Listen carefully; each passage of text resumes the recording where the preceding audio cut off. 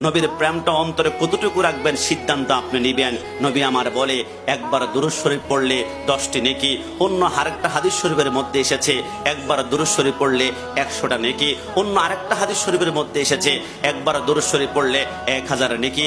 আরেকটা হাদিস শরীফের মধ্যে এসেছে একবার দুরূদ শরীফ পড়লে রসুল সোনার মদিনা থেকে শুনতে পায়। অন্য আরেকটা হাদিস শরীফের মধ্যে রয়েছে রসুল্লাহর উপর একবার দুরূদ শরীফ পড়লে রসুল সোনার মদিনা থেকে আমাদেরকে সাগরিকার মনে দেখতে পায়। আরেকটা হাদিস শরীফের মধ্যে রয়েছে রসুলের উপর একবার দুরূদ শরীফ পড়লে রসুল কিয়ামতের ময়দানে সুপারিশ করবে।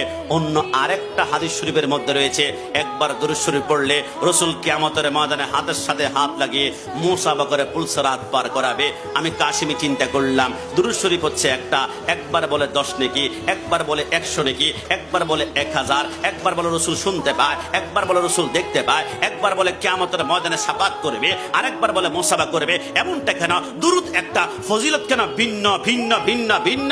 জালালউদ্দিন সুয়ুতী বলে কেন জানো? কারণ যত বেশি মুহাব্বত তত বেশি ফজিলত। তুমি যদি রাসূলুল্লাহর প্রতি মুহাব্বত একটু কম দাও 10 নেকি পাবা। মুহাব্বত যদি আরেকটু বাড়িয়ে দুরূদ শরীফ পড়ো 100 নেকি পাবা। মুহাব্বত যদি আরেকটু বাড়িয়ে দুরূদ শরীফ পড়ো তাহলে 1000 নেকি পাবা। মুহাব্বত যদি আরেকটু বাড়িয়ে বলো তাহলে রাসূল কিয়ামতের ময়দানে তোমাকে সুপারিশ করবে। আরেকটু মুহাব্বত দিলে সরকারে মদিনা মুসাফা করে করে ফুলসরাত পার করবে। মনে রাখবা যত বেশি মুহাব্বত তত বেশি ফজিলত, যত বেশি ফজিলত তত বেশি মুহাব্বত। একটু জবান খুলে বলি সুবহানাল্লাহ।